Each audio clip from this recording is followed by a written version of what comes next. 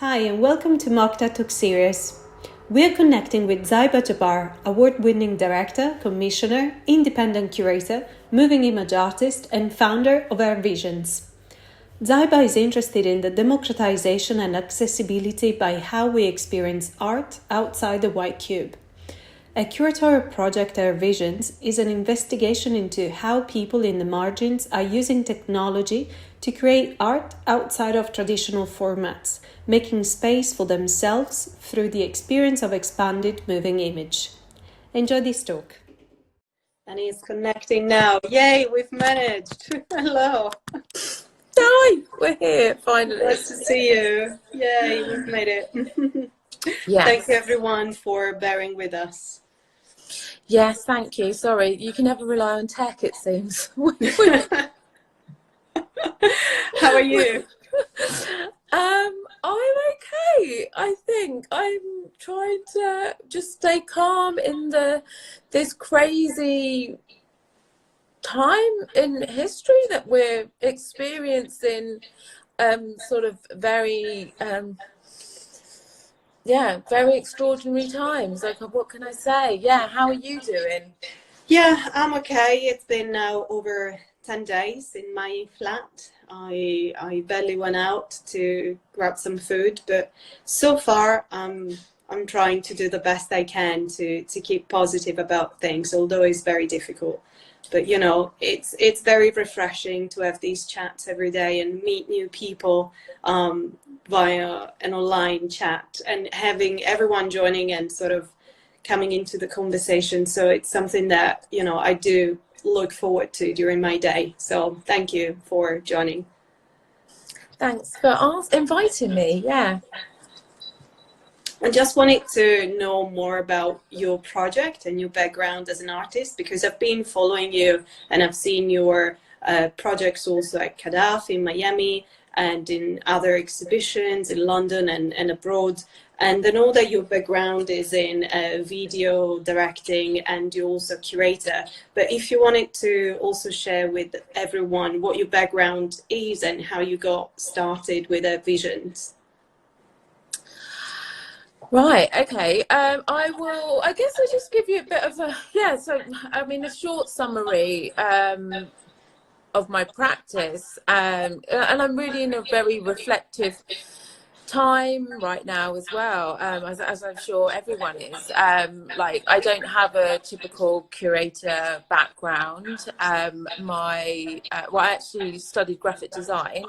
I did at St. Martin's, and then I guess now looking back, like, the disciplines that I was studying were at the time audio visuals, illustration and animation, photography, advertising, and then more classic graphic design. And I think I sort of, from that course, I ended up getting into directing. So I started working as a video director, and then I guess now looking back, I would call it expanded graphic design. It was my kind of what I was doing in a way.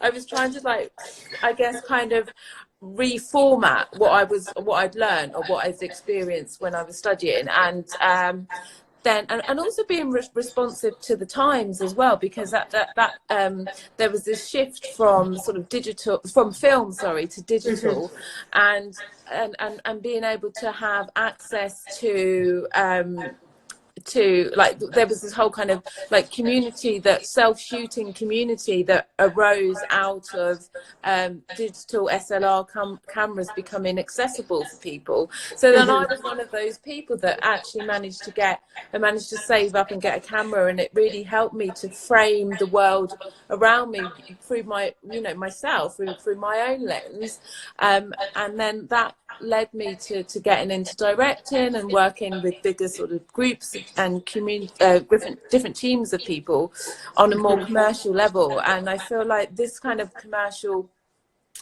element is really, and also this kind of like interdisciplinary approach, and how that informs my practice as a curator, I think is really relevant to contemporary culture and how we perceive or how we experience digital art, as essentially. So I guess so sort of jumping from when I was directing, I was just very frustrated with how white male dominated the industry was.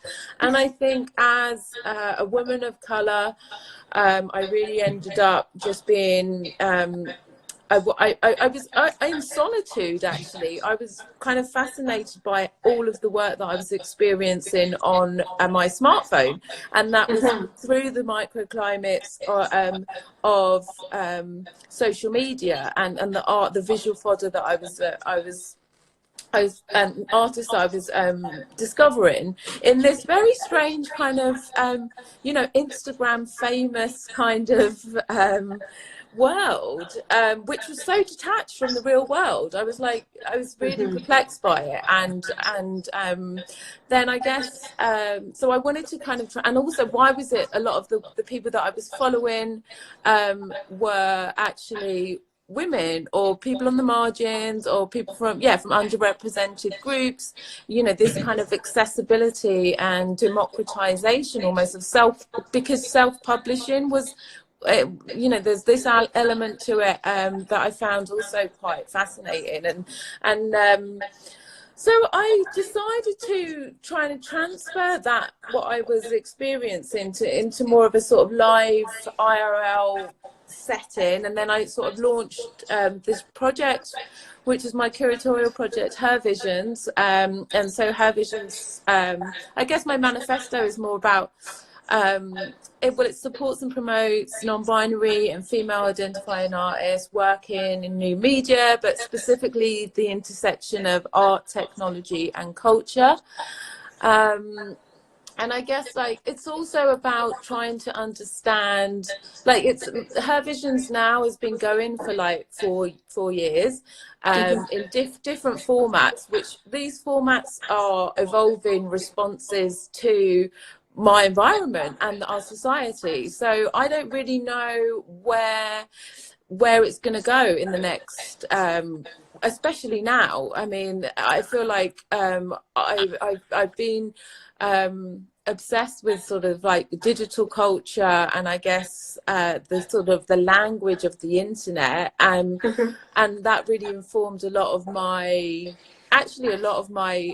video work. When I was directing, I was really interested in this kind of post-internet aesthetic, and so a lot of the artists that I worked with then are now kind of they're actually very were emerging at the time, but now are very established, and also in this growing community of digital artists. I think it's a very inspiring sort of movement of new work and new sort of formats of working.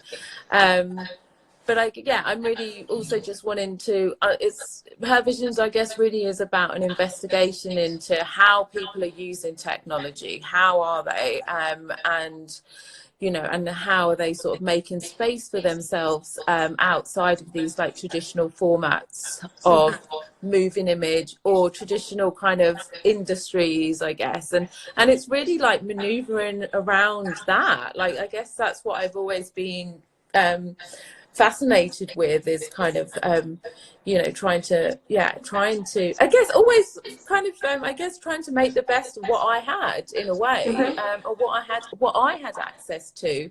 And I find it really fascinating to see how other people other people operate with what they have access to. And that's why it's really important to represent and support underrepresented people and artists, and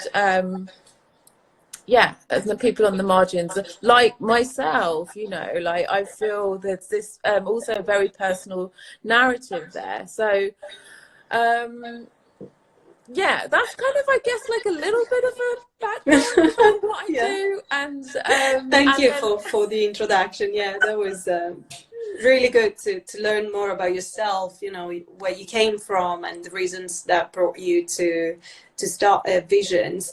I was quite interested to ask, how did you find accessible at all merging art and, you know, the directing part of your formation, for example? You know, how did you find it? Was it accessible enough to learn about augmented reality or virtual reality, and how did you find it to merge with the more traditional practice of directing, for example? Do you mean, I mean, I guess, let me kind of, do you mean in like a specific situation, how I sort of did that, or how Yeah, I'm but looking also at that? about, was it easy enough for you to access the technology and to learn about it and to merge such cutting edge technology into the art practice, I guess? I I think so. Okay, let me think about this.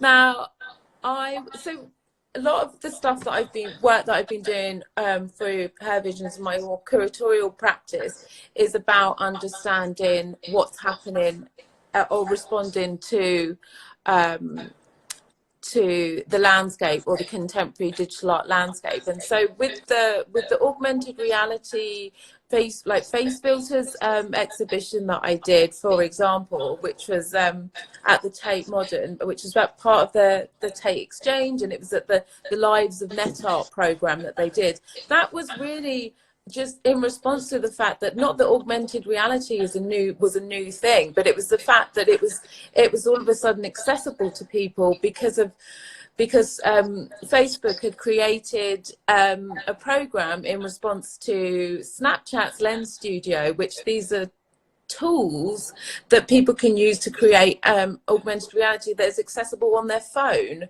And I think it's like, so for me it was just really a reaction to, so I did find it, I guess it was just more a sort of natural response to what was happening. And I could see again these kind of systems, and also formats of how accessibility can, you know, drives creativity, but also especially you know, in response to a specific time like now, when we're having to rethink. I'm really kind of trying to absorb everything that's going on, and it's a minefield out there. So and trying to kind of like think about how that could spur another project. But I mean, the connection with directing, I think, was the fact that I could see, I understood how digital film went to digital, and then like digital is like, from going on your smartphones, like augmented reality on your phones, like these connections, I guess I'm always kind of thinking about. So I think it's just having that experience, and I think the directing does weirdly kind of connect to curating in a way, I think. But I'm not sure if it's directly connected to augmented reality. But maybe could be. Sure. Yeah. And how do you find like the way people are now engaging with art? Do you think is happening more through devices such as mobile phones or computers, or do you think is it still needed to go into a museum or into a more established location to enjoy and understand digital art? How do you see the trend going? Yeah, how do I see the trend? Well, see, I'm thinking a lot about this because I look at my practice as a curator, my curatorial practice, to you know, as I reflect on sort of last year and the year before and where I started, I'm obviously now thinking about where, I mean, for me at the moment, I'm exploring a lot of online projects, but then I'm now thinking beyond that, because originally I was trying to kind of understand, I guess, the digital being physical, and how does the physical work in digital, and this kind of blurring of these kind of these worlds, and this these experiences, and so a lot of what I did was you know, events and workshops, and it was exploring that. But then now also with this quarantine lifestyle that we're going to be living in, yeah, these kind of online projects are obviously really interesting to me, but also what are the systems that we're going to be creating these. So I think it's going to be new systems of distribution, and also new systems of, as in art institutes as well, physical and digital, are going to be looking for, always focused on engagement. What's the engagement that we get? And now they're going to have to really rethink those engagement models, because they're somewhere like the Tate, or obviously everywhere's closed now. I mean, it's just and so everyone's moving to their sort of online virtual spaces. So I guess there's going to be some exploration around that, but post that, I reckon, I guess it's, I'm really also fascinated about this kind of like interdisciplinary practices that aren't necessary, or influences that aren't, or world universes that aren't related to art necessarily. And I think it's going to be kind of looking at these more unconventional spaces, that is probably the future of a museum or digital exploration. But who knows? I don't know. Who knows? I'm not sure. Does that sort of I think it's a good question, you know, to keep asking ourselves, and how do we see the future being after what we're currently experiencing? Because my impression is that a lot of people are looking for ways of being engaged with art. So there is a need of looking at art and learning and you know, being in that space, whether it's a mental space, physical or digital, but within that connection with an artwork or with an artist that can inspire you or communicate with you. So it's about, where do we find that connection to be? Do we find it within a physical space, because we're so used to step into a building and think that as soon as we are inside the Tate, for example, we would feel a certain you know, number of rules, we will be behaving in different ways. That how would we behave online, where perhaps nobody is watching us and we are left by ourselves with our devices, and how would we interact with art? So I think these are all very interesting questions that challenge the views of the audience, but also for institutions and artists, it will be interesting to see how they can engage with their audience out there online. But how are you planning to exhibit, for example, during these times? Or are you planning any project or any work? And how does that look like? Well, yeah, I've actually got a project that I'm launching next month. That is with our bike gallery, and we're going to be, I mean, this is a project that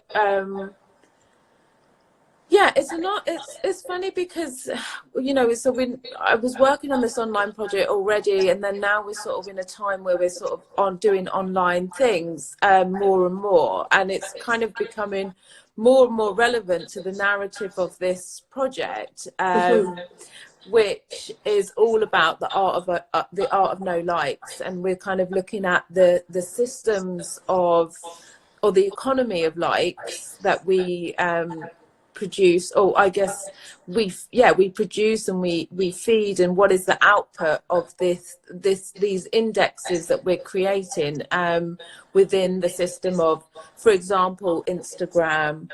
Is one of the sort of main things that we're sort of looking at, main sort of economies of likes. And the project will be a year-long project, which will have an actual physical exhibition at our bike gallery in next year. and that will be exhibiting the output of this experiment, because the project is a very experimental project, and we're looking at devising a system. We'll have a sort of a systematic tool that artists can use, and also methodology that will be given, or I guess shared, with artists to then respond in their own within their practice. But we're trying to but also have a critical, it needs to be, well, it does have a critical angle in terms of like the way that the overall look of the project is around systems of curating, and also I'm very personally attached to this idea of like this very organic connectivity, or this organic system of curating. So a lot of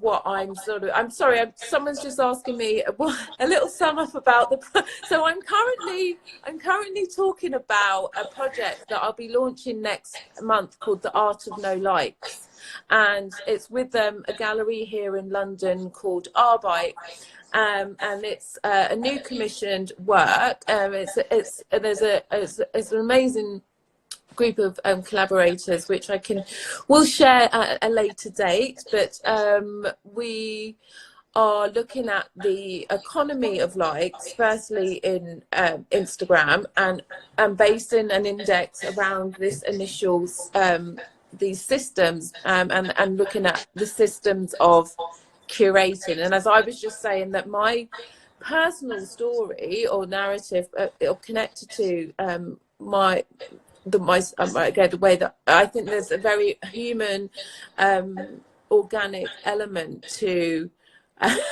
sorry, I'm trying to deal with these live comments at the same time, it's funny. But and not get too distracted.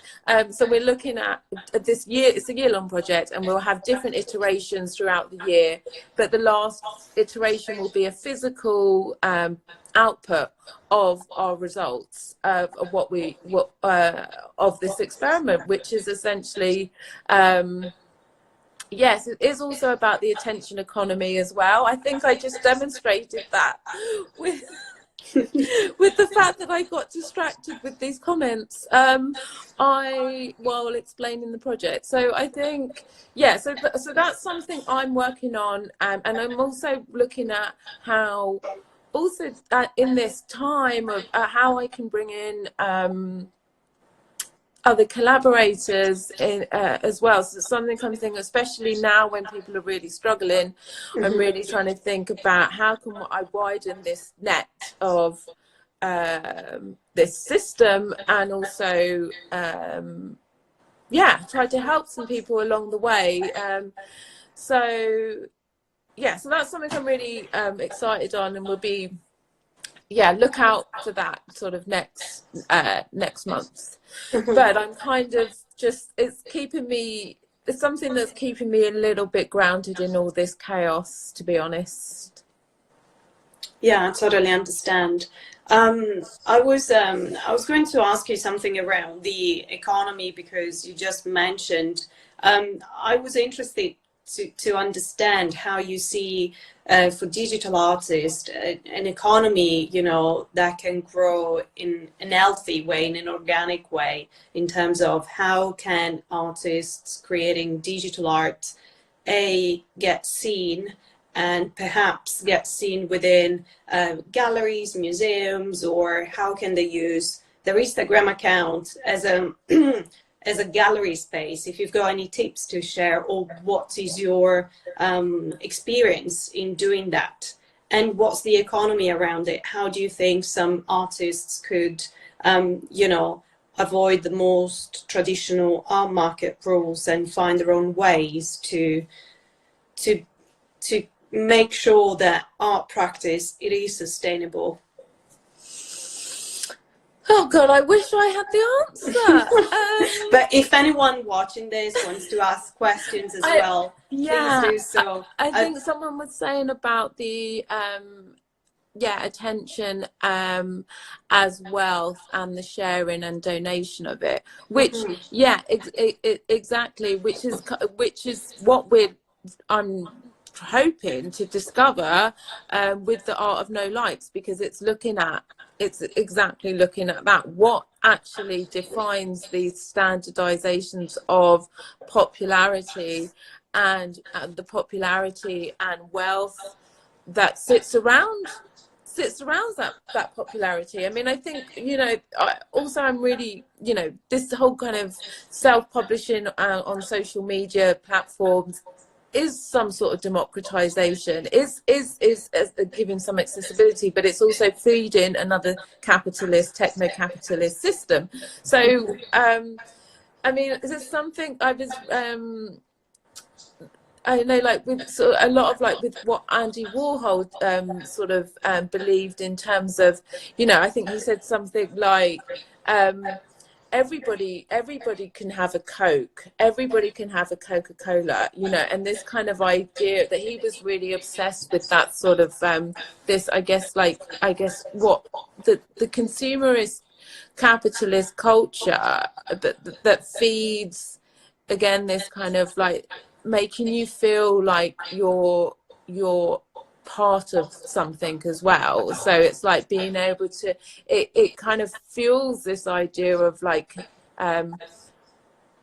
maybe an illusion of community. I don't know, maybe that's the beauty of it. Like, and then so this idea that you can have access to these things.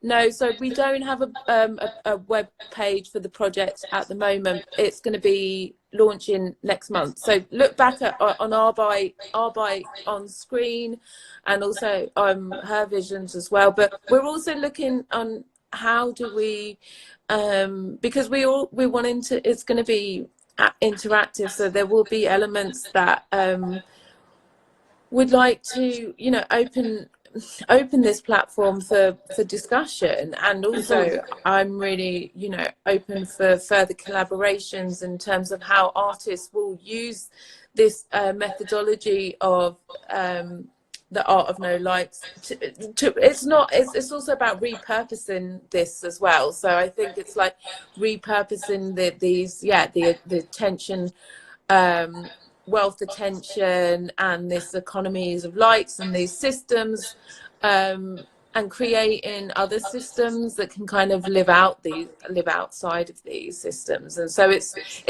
a very experimental project, so I don't know what it's going to really look like, to be honest. And I think that's also a real, like, passion of mine. Like, I think I'm always really, like, obsessed with what people can do rather than what they have done.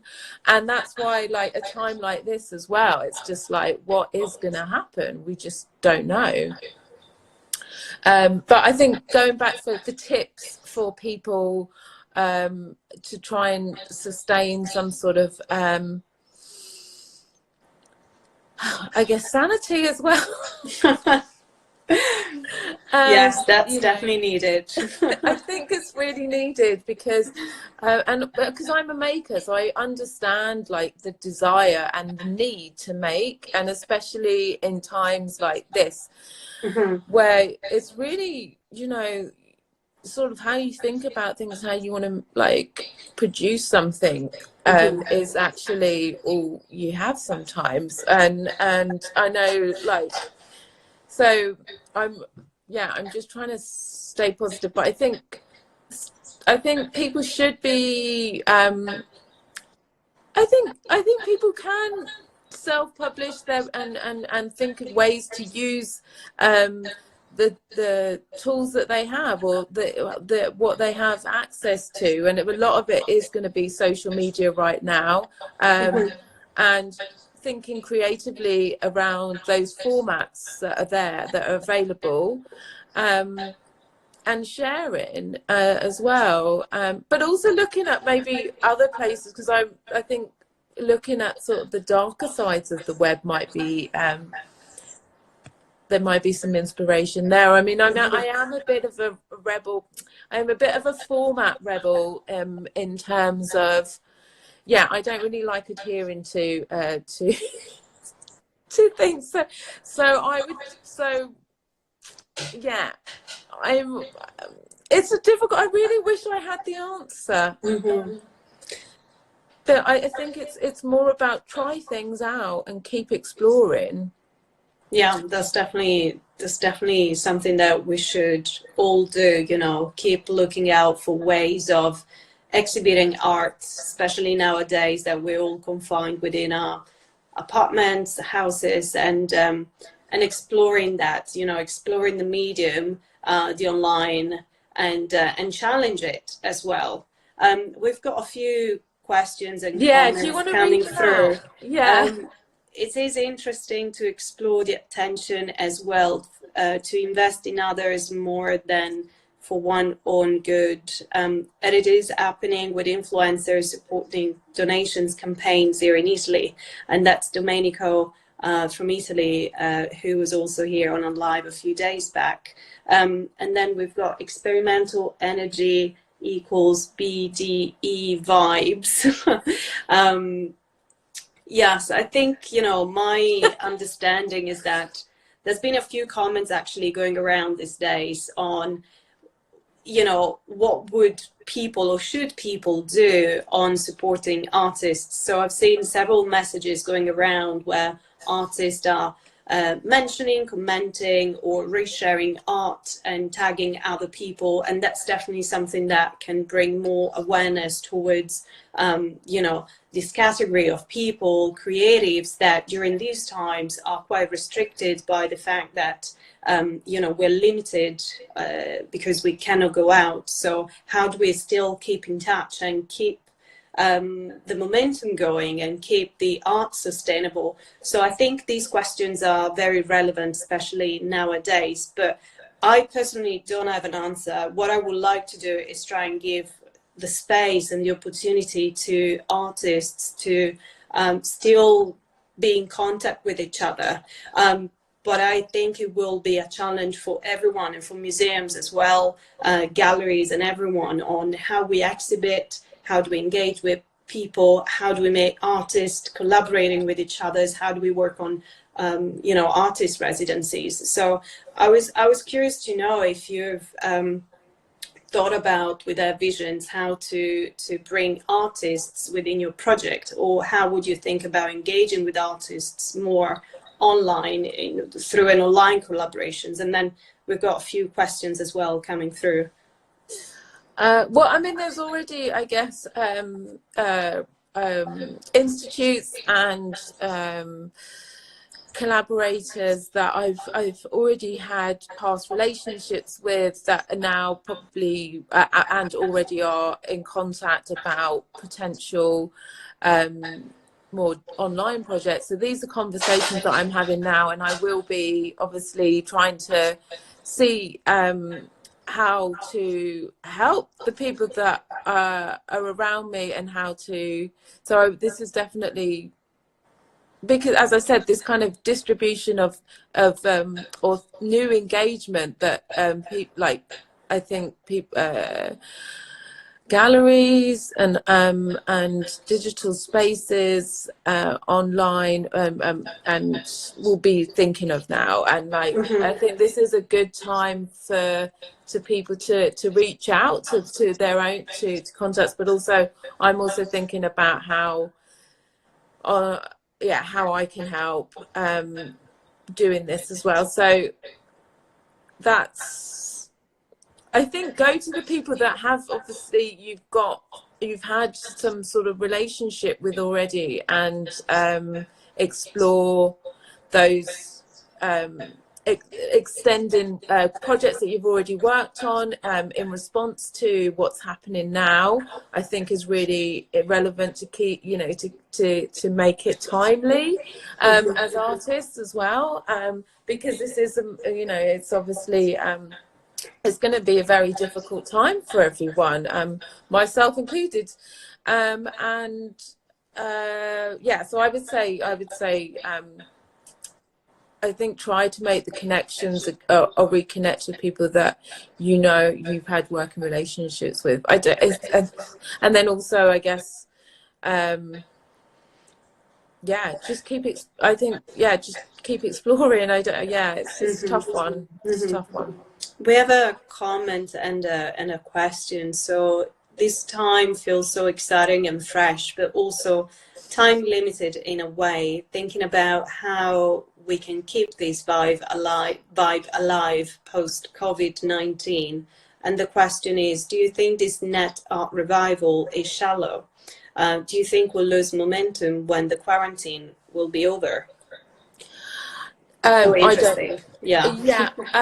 Thanks for the question. No, I don't think so, because the thing is, I think that it's funny because I've been thinking in this language, this digital language, for a long time, and it's almost like this virus has accelerated this repositioning of understanding what digital is and what it what it means for people on a day-to-day. And you know, like right now we're connecting and virtually, and we're having these discussions that are so much more important, or also I guess more understood is probably the right word, than they would have been before, because of this actual barrier that we're now, or these bubbles that we're going to be, quarantined lifestyle that we're living. And I feel like, you know, I don't think the revival is shallow, because it's just more of acknowledgement, and I do think that it would definitely, it's basically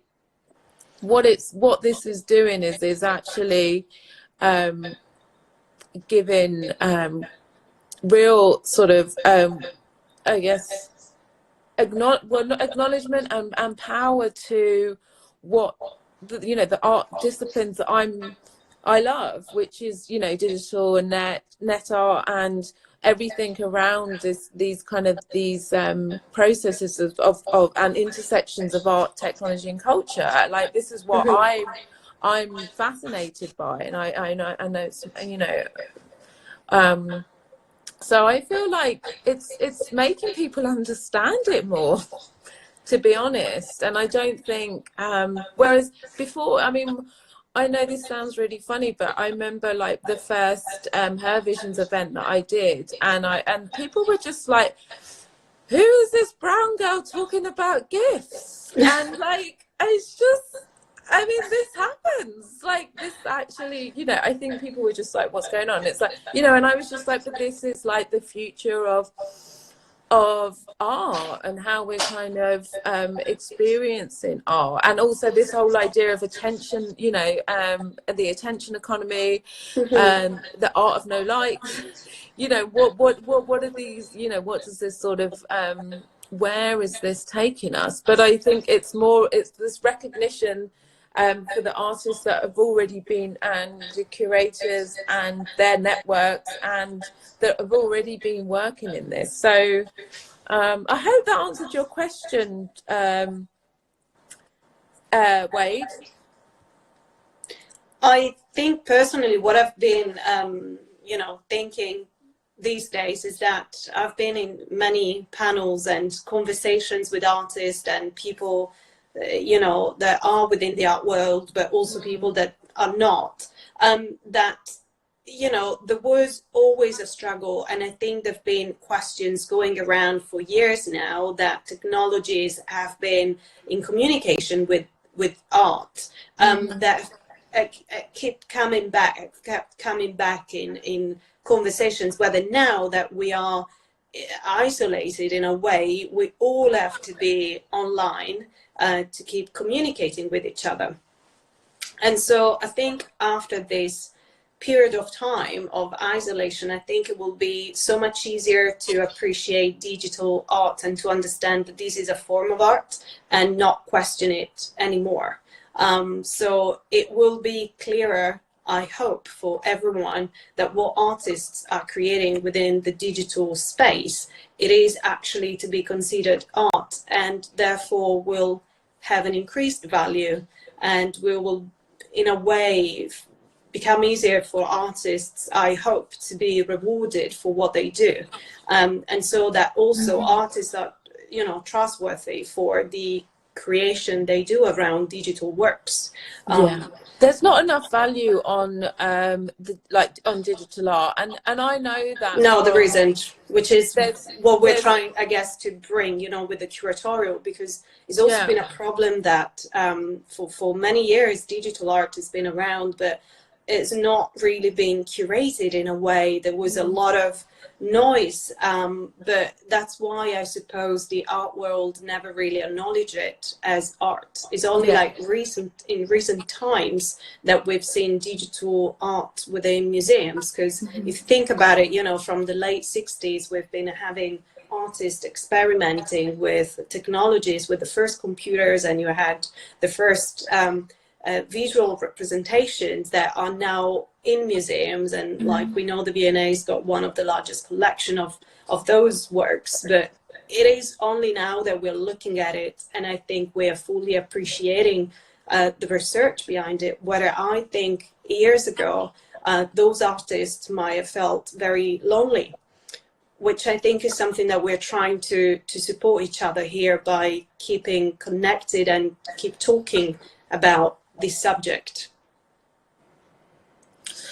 Yeah, I mean, I think, yeah, it's again, it's just accelerated this this sort of respect for actually, looking at that this body is a body of work, and I guess I was trying to also, because I'm coming from a femme angle, I'm, as a feminist, it's like I was trying to understand how much documentation is there really of women making digital art. I think there's not a lot really. There No, really yeah, isn't. true. And it's been, again, this is my my sort of part of my investigation and my research is to try to, again, sort of collate and understand the value of this, and actually, and yeah, it does need value, because also from video as well, because my background comes from video was never understood really, as in terms of the way that photography was, for example. Very true. And, yes, I agree. And photography still is, I think, more highly valued in sort of creative industries, so it's and why do you think so? Why do you think photography, in a way, in your experience, why do you think photography it's valued more or more appreciated than video art? It's because it's a tangible format that is understood. You can have it. It's printed. It's a product. It's like in a magazine or a book. That's a thing, and people like things. People like owning things. You can't own a video necessarily. You can't own digital art in a sense, but this is what we're trying to understand. How can we do that? And so, but do you think this is more like a perception that people could eventually change their mindset or adapt? Yes, definitely. I mean, this is the thing. I think we're all trying to understand how to create a value system around digital, and so that digital artists can get paid, and we can live, and we can buy food and stuff, and have electricity, and I think, I think it just hasn't been around for long enough. But I think it's with the acceleration of technology, the technology's developments, it's there's so many new formats, and there's much more to curate, I guess, or program, or kind of collate, organize, understand, than there ever was before. So that's why I think now it really is a time to help to try and change people's mindsets around the value of it. Yeah. We've got a question here. Do you think the role of the traditional curator in this mid and perhaps post-pandemic landscape? I guess it's like, how do you think the role of the traditional curator during this time of, self-isolation and after those times, in light of relying more on the digital? Well, The I think changes, yes. So how do you see the role of the curator the changing? typical, Yeah. well, everyone's going to be curating digital, aren't they? No. Well, I hope there will be more Probably. artists I mean, creating and less people curating. I do want Sorry, to what see did you more say? art. Sorry? I do want to see more art, so I do hope there will be more artists than curators. Otherwise, it'll be unbalanced.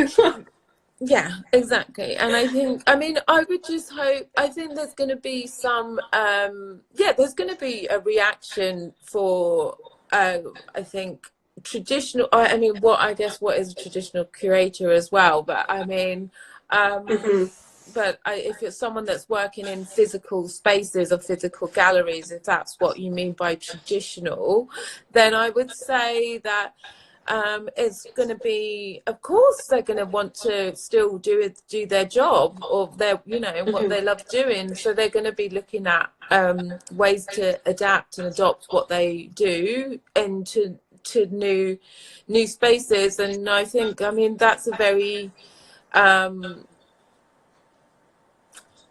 that'll be a very interesting commentary on today's times and the moment that we're living in. So I feel like actually that's kind of that's another, again, that's a thing that I'm interested to understand the outcomes of that. And post, as you said, like post beyond quarantined lifestyle, and who knows when we get back to that, really, at the moment. And if it will be back to normal, or to the normal we all are familiar with, I think we'll all be changed after this in some way or another.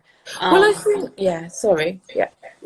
And I, just to share a brief experience of mine, is that most curators, they are trained in a way to do research. So whenever you are bringing, your expertise or your curatorial around an exhibition or an artwork, you will do a research, and then you will make it accessible for people to read that work, but also leave room for the viewers, the audience, to bring any thoughts or any feelings or any sort of connection they have with the artist or with the work.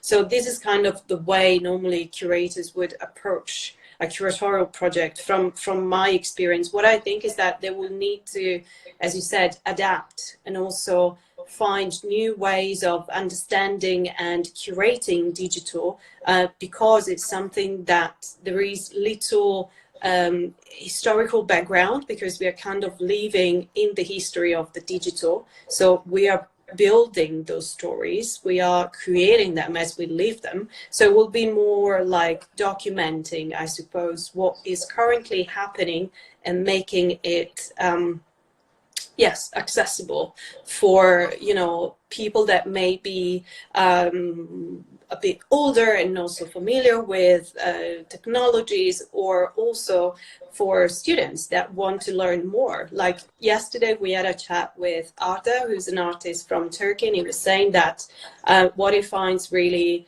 rewarding is going into schools and teaching students how to create art through technology, because then they will have an option to become artists, but also to use those technologies in life, in anything they want to do. And so be empowered by the fact that technology is not something that is not accessible, is actually something that we can relate with and we can embrace rather than feel scared. So I think it's kind of the same process that needs to happen with more traditional curatorial. And I think post-pandemic, it will definitely increase more. Like this, it will become a skill, and it will become a requirement for you to document what's currently happening and to embrace the digital even more within your curatorial projects. And that's what I've been witnessing.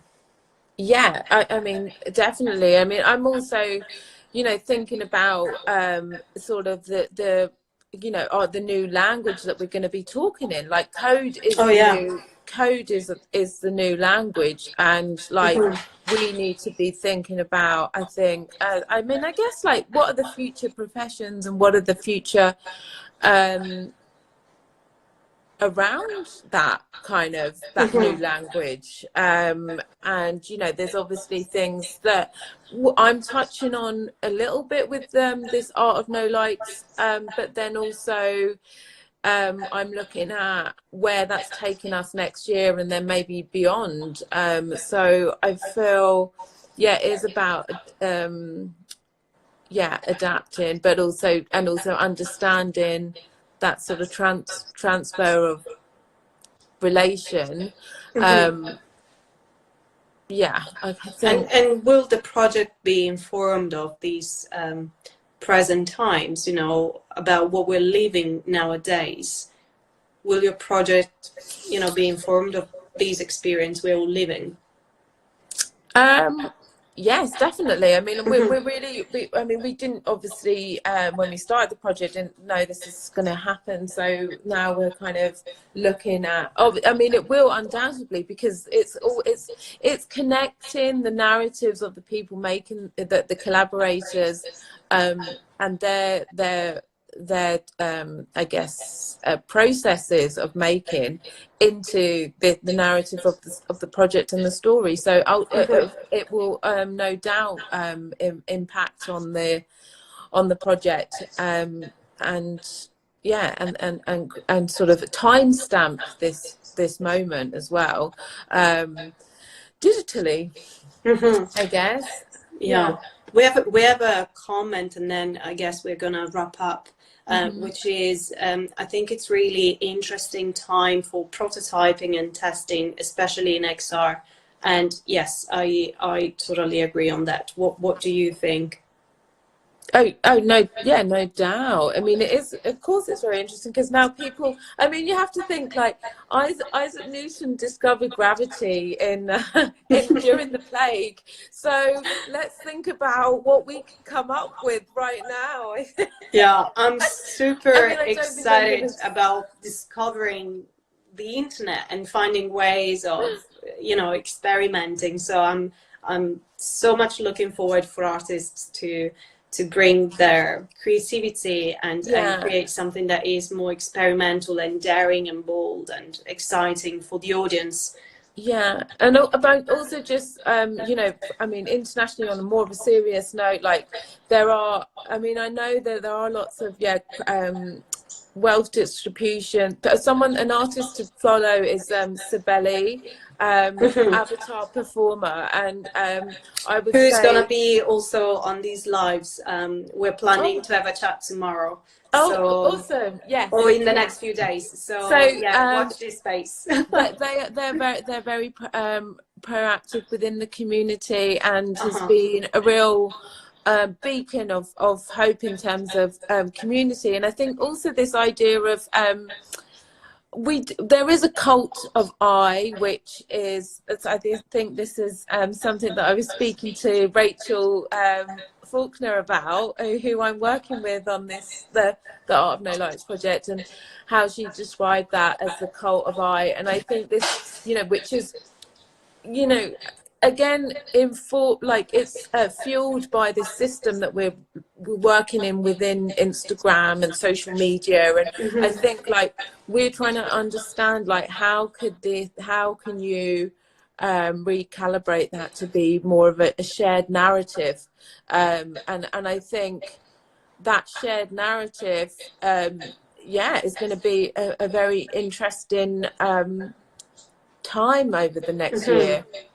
I just want to launch something out there for people watching, and if you guys have thoughts about what we've discussed, please share the comments with us, because I think keeping the conversation ongoing, it's very relevant, especially nowadays. So if there are projects that we can get involved together and experiment, or even ideas you'd like to share for others to develop, I think it will be really great to see communities collaborating, especially during these times.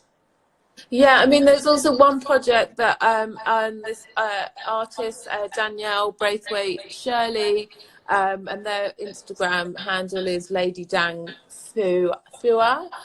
Is just going to be starting a TV as a Black trans TV channel, which they will stream every week, and they want to present thoughts and works and messages in this time, but also putting people's PayPal into the link. So they're looking for work that is pre-made that they can put up, or they can Skype session. The artist can Skype session with you, and it's also, I think they'll be doing some sort of short story and radio play, and that's so right.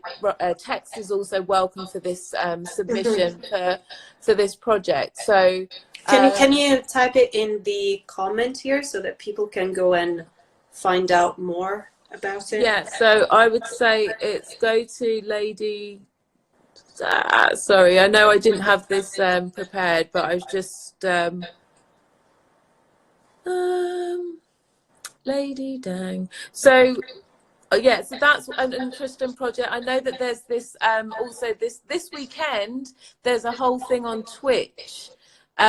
Which is the interactive website platform streaming, so that there's going to be lots of artists participating in this kind of art fest this weekend. I don't think there's elements there. I don't think there's a part where you can actually contribute or donate, but I think it will be great for obviously inspiration for people to perhaps check that out, and then also so that's happening this weekend on Twitch. So I think it's that's really good. Yeah so they've got, let me I don't know if I can find the link of it, but I can probably, you can maybe add it on a comment on the Instagram post, so people can go and find it there. I can put some of those suggestions of well, we can do a post together and link a few platforms and places and people that are currently contributing to supporting other artists. Yeah, there's and then I'm sure you'll get lots of ideas and thoughts from Sibeli tomorrow as well. Oh yeah, I'm really looking forward. Yeah. They're great. Yeah. Okay. Well, it's been such a wonderful journey speaking to you, and I feel like I've learned so much, and I hope everyone watching has enjoyed the talk as much as I did. Thank you so much, and good luck with your project, and please stay safe. And anytime you want to have a chat, we're here. So I'll be more than happy to connect with you. Yeah, no, thank you for tuning in, everybody, and then thank you for the invitation, Serena, and I look forward to talking more, and I hope everyone's staying positive in this mad time, because I know it's challenging, but thank you all for bringing us together in this virtual space. And if you would like to have a chat with us as well, I'll be calling people and sharing art stories and art, digital art and technology. I'll try and do this every day at 6 p.m. London time. So please do get in touch. It'll be great to talk. It's all we have right now. Yes. At the moment, I just feel like everything is being posed, so we had to adapt and switch online. Yeah. I also, it's like, I'm also only really thinking day to day. I don't know what's going to happen in the next I'm trying to stay focused on this project that I have, but there's lots of moving plates right now, so day to day and being practical and staying focused on I think the smaller scale things of what's happening around you is really important. I've started to appreciate my daily routine so much. Exactly. It's but just this little bit of structure and normality that you need to retain in this mad time. Because if you start thinking about, it's just going to go into some sort of wormhole of anxiety. So I think, like you said, the day-to-day routine is just I'm having 2 tea bags of turmeric I'm having my tea cup to of coffee. try and control my inflammation. Same. So there you go. You know, I'm like, but as long as I can like have these small little pleasures, then you know, it's then I think that's how we get through these crazy times. But yeah, it's been so great. Thank you, and hopefully thanks. chat soon. Okay, yes, we'll definitely stay in touch. You take care. Speak to you soon. Thank you, everyone. Thanks for tuning in, everybody. Yeah, and thank you for your questions, guys. It's been